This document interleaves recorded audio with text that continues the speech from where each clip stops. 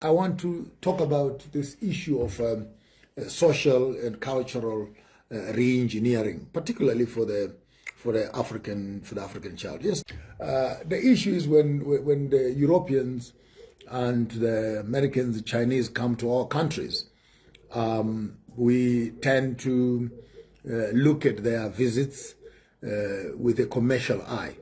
They are doing tourism, they are visiting sites, they are studying. Even when they visit some of the sacred spaces, they are allowed to take off their shoes and walk in our spaces. And some of them bring their candles to these sacred spaces, like Vic Falls. I've seen some candles there. In some of these spaces, I found coins where these Europeans believe they can drop in their coins into the sacred pools to wish them good luck. If you get to Vic Falls towards the Zambian side there, there's a very interesting wall that is there. It's a chain actually, like a mini chain, right at the falls where lovers come from around the world. They buy their key, they make their vows and they make their commitments at the Victoria Falls. After that, they lock the key onto the wire that is at the Victoria Falls there as a sign of their commitment. I think I've seen about 2 or 3 of those spaces as I travel around the world. I can't just remember exactly where I've seen that, but there's one particular one I remember in Vic Falls. So they make these commitments of theirs at the falls, then they lock their key at the wire there. There's like mini wire. If you have been to Victoria Falls, you can confirm that. And as a commitment and as a covenant, and they hope that after making these vows, their love can last forever. They also believe after throwing some coins in the water there, it's a sign of good luck and whatever it's supposed to be. And they do these rituals in our spaces. And we call these people tourists. You know, they're tourists. They're bringing cash flow. They're bringing foreign currency. They're bringing money into our economy. Ha! Jiki. Let an African go to the river. He's going to collect the marine spirits.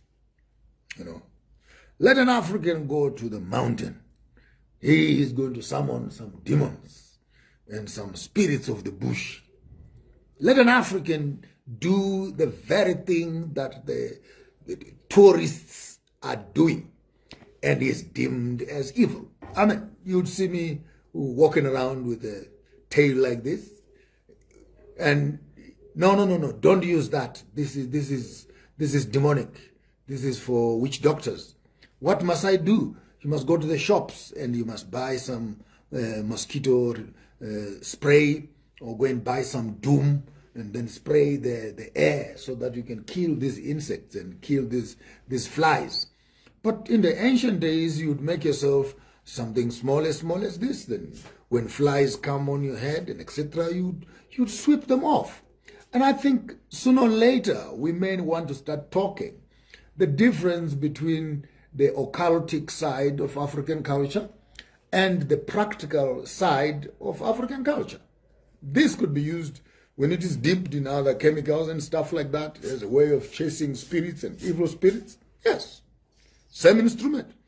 But you can take the same instrument and use it purely for chasing away the flies around your head.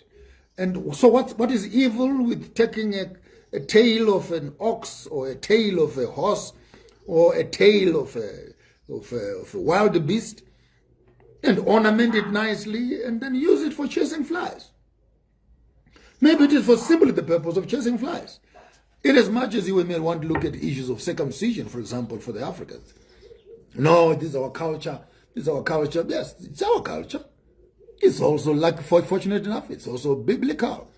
And if you get to places like ancient times of Babylon and the Middle East and the Medo-Persians, they had all these big umbrellas of papyrus that they would use for fanning the king, you know, make sure that he keeps cool. I bet you if I can pick one of those fans and I carry it on myself, someone may just find something else to say. And we understand that there are functional uses of our culture, which have nothing to do with demons, because they are practical in themselves. They are practical, they are real. When you're entering a forest, don't just get there and start harvesting herbs and taking as many herbs as you want. No, you don't do that. You take a piece of your hair, you bury it on the ground as to register your DNA on the ground. And whatever herb you're going to be harvesting, you may want to take a piece of it and take what you want and leave the rest there. If it is plantable or replantable, take some and then plant some more, kind of thing. When you finish digging up your roots wherever you're working, try and cover up the roots that you have harvested. Don't expose those roots. It's a way of respecting nature itself. And I think for us to demonize ourselves and put ourselves in a barbaric form, it actually shows how deep the colonial process has played on our minds. And I would like to give you an opportunity, some of you and your friends who were writing horrible comments out there, just remember, you will die soon. I may die before you may die before me, but sooner or later, all of us will die.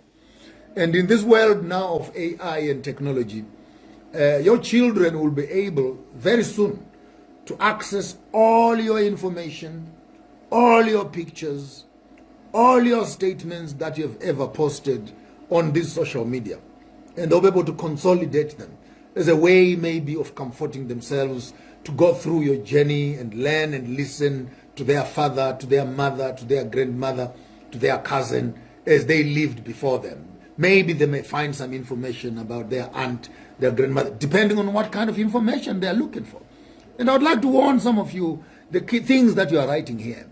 Your children, your grandchildren, and your grandchildren are going to come up and read some of this stuff that you are putting up here. And I bet you they will be embarrassed to be associated with you. So don't just think for yourself and be angry. And you tap yourself, it's mad, it's whatever. Hey, relax. And then there's another group also that then gets up and says, yeah, so tell us what's happening there. We want to know. You want to know is who? You want to know is who? Who are you? Who are you that you want to know what is happening to me? You also walk your own path. Walk your own journey. Do your own discoveries. Explore your own spirituality. Work with your suspicions. Work with your fears. Work with your beliefs. Work with your culture. Work with your environment. Collect information.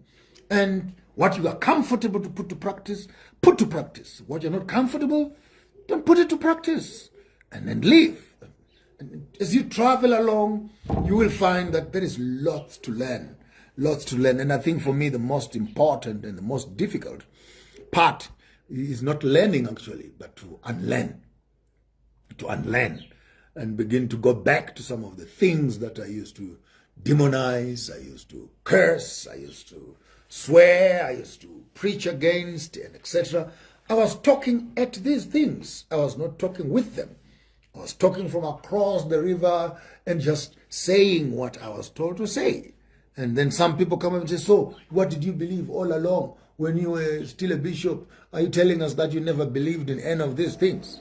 I mean, I joined the ministry at the age of 15, 16.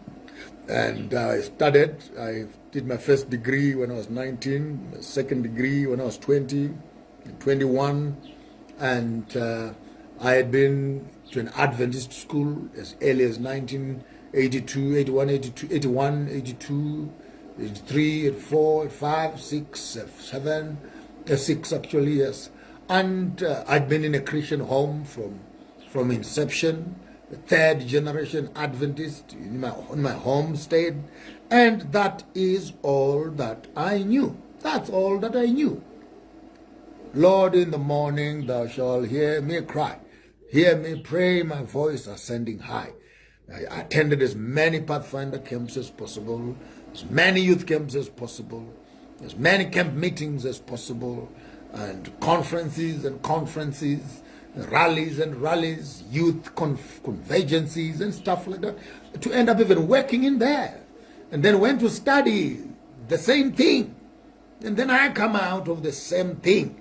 And I look back after all these years of doing the same things. And I say, is there something more out there that I need to learn before I die? Is there some experience out there that I need to understand before I die? Are there some people out there that I've undermined that I need to learn? Are there some practices out there that can add to my value and life that I could have missed in my life?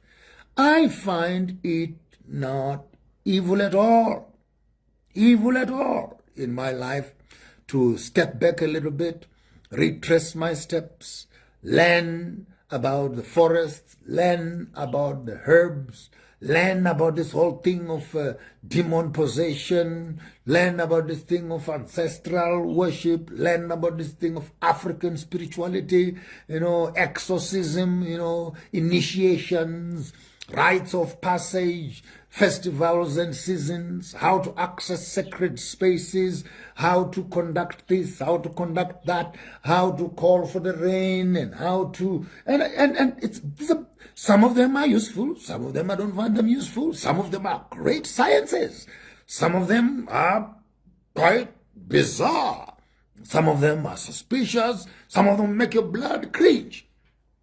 But typical, when a doctor goes training to be a doctor, what you don't know, some of you might know, when you are doing medical doctor, I can't remember whether the first year or second year, they take you to the basement or they take you to the mortuary, and in the mortuary there, you are given your own cadaver, and they call it a cadaver, human remains. You are given a full body. These are the people that have died in hospitals and no one has come to claim them. So they spend so many months or so many weeks or years, I don't know, there are rules and regulations there. But whenever they feel these bodies have just been sitting around here for a long time, then they remove them from the mortuary into the university. And in the university there, they have their own mortuary. They have their own mortuary. Ask any medical doctor friend of yours, they'll confirm what I'm saying. Then you are given this body.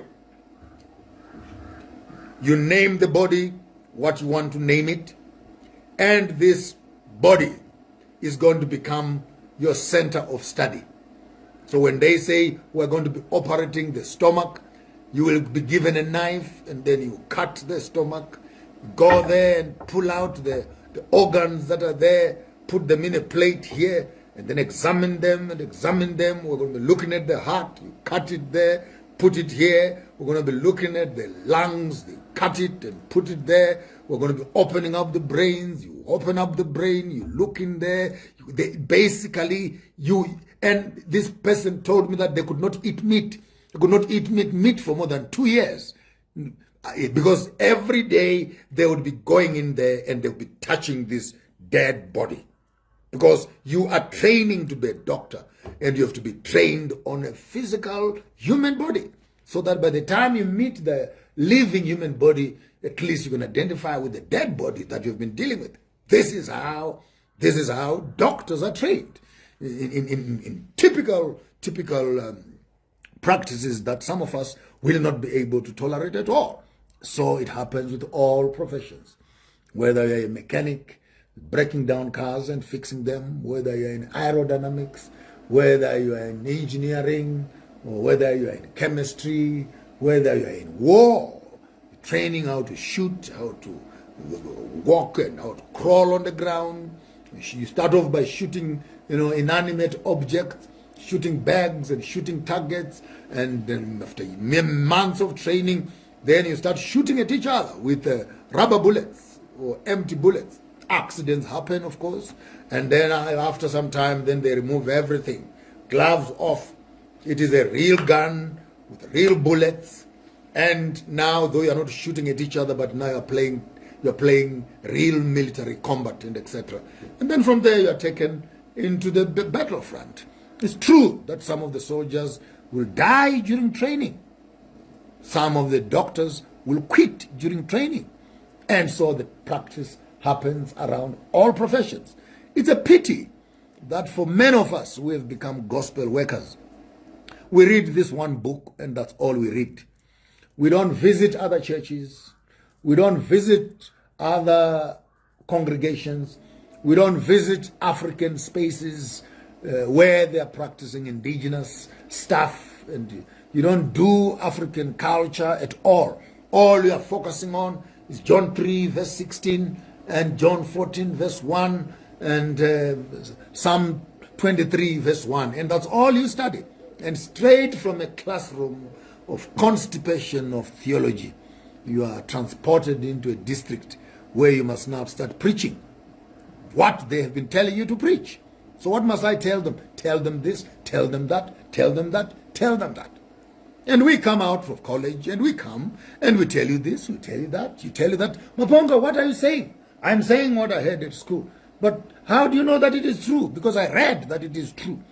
How do you know that what you read is true and what you're saying is true? Because my teacher said it is true. Now, how do you know that what teacher said is true, what you're saying is true, and what is written is true? Because the church says it's true. No, but how do you know that the church is true, school is true, you are true, and the book is true? Because there are other people who believe what I'm saying is true. Ultimately, Maponga, what do you believe? I believe what everybody else believes. I believe what the church believes. I believe what the teachers and colleges and universities believe. I believe what my teachers believe. I believe what is written here. And this has also become what I believe. So it is very possible to go through an academic institution, and after the academic institution, you simply get there to get your doubts quietened. You know, you ask a question, you're given answers. You ask a question, you're given answers. You ask a question, you're given. I don't remember asking a question and being given an experience. For example, what happens when this and this has happened? How do you deal with a person when they are demon possessed? No, this is what you do. The rest of the stuff, I found it when I was in the field of work. When face to face, now you must come face to face with real life circumstances which you were not prepared for. I was lucky, of course, having been brought up by preachers, so I had been able to see some of these things way early in my formative years of ministry. So you learn and you grow. And now that I am moving into African indigenous knowledge systems, African traditional belief systems, AKS, African indigenous knowledge, and whatever you might want to call it, I don't mind. But in the midst of my learning, the question is, do I increase to the reading of books, which I have a huge library? I can continue reading and just continue reading. And then I said, oh, yeah, I understand. That makes sense. What book is that? The Chosen of the Caucasus. Oh, beautiful. What book is that? You know, that is the Indaba My Children. What book is that? Oh, it is how to Christianize black men. No, what book is that? No, that's the Jewish phenomenon. That's Chinua Achebe. Those are the works of Soyinka, and that's BT over there, and that's Ngugi wa Thiong'o over there, and that is Dr. So-and-so and Dr. So-and-so. You put all these things together and just add to more understanding. Okay, I've read that. I can reference Plato. I can reference Augustine. I can reference, all the Greeks and the medieval professors and philosophers.